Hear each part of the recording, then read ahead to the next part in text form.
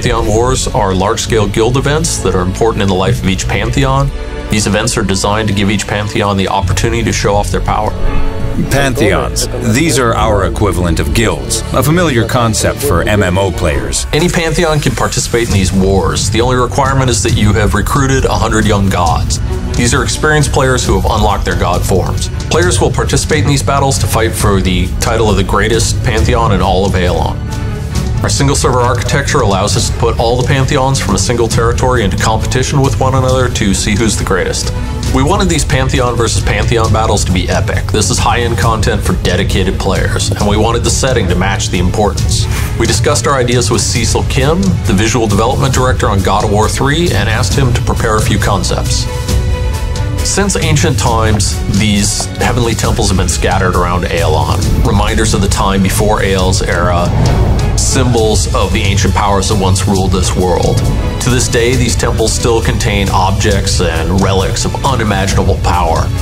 And it's controlling these temples and unlocking their secrets that's the goal of many gods and immortals on Aelon. And it's fighting for control of these temples that the Pantheons wage war. A heavenly temple is a complex architectural structure, a huge building in the center surrounded by fortified walls. Giant bridges approach it from all two sides, and the only way in is blocked by ancient gate. Pantheons start to fight for control of the heavenly temples on Saturday evening. They decide who will seize which temple, and every line in an auction is for one such temple. 2 hours are allocated for auctions, during which Pantheons are paired, deciding who will fight with who. This decision is exclusively based on bids made by the Pantheons, and the sum prestige of the Pantheons is not taken into account. If the auction is not happening in the first week, each temple probably has an owner, just as it was in Allods Online. The owner obtains a reward from their temple, but they can also try to steal another temple, therefore increasing their weekly reward. Once the auctions are finished, the battle for the heavenly temples takes place through the rest of the week. In the Battle of the Pantheons, we divide the entire complex into PvE and PvP maps. 100 people from each Pantheon, which we divide equally between PvP and PvE players, take part in the battle. PvE players are divided into 5 raids of 10 people, and depending on whether you are defending your temple or attacking another one, the map topology and gameplay will change. Initially, 50 PvP players are divided into 3 maps with different types of gameplay. 15 versus 15 control points, 10 v 10 capture the flag, and 25 v 25 king of the hill. For example, in the Battle for the Gate map, we have something similar to flag capture, but it's not the flag capture we're used to in other games. We have divided it into 2 parts. The first phase involves players attempting to steal energy crystals from the enemy base and bringing them to the center of the map. In the center, there is an ancient artifact that can turn the energy crystals into a key.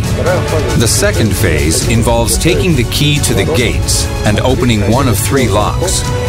After all 3 are unlocked, you can then get into the center of the temple.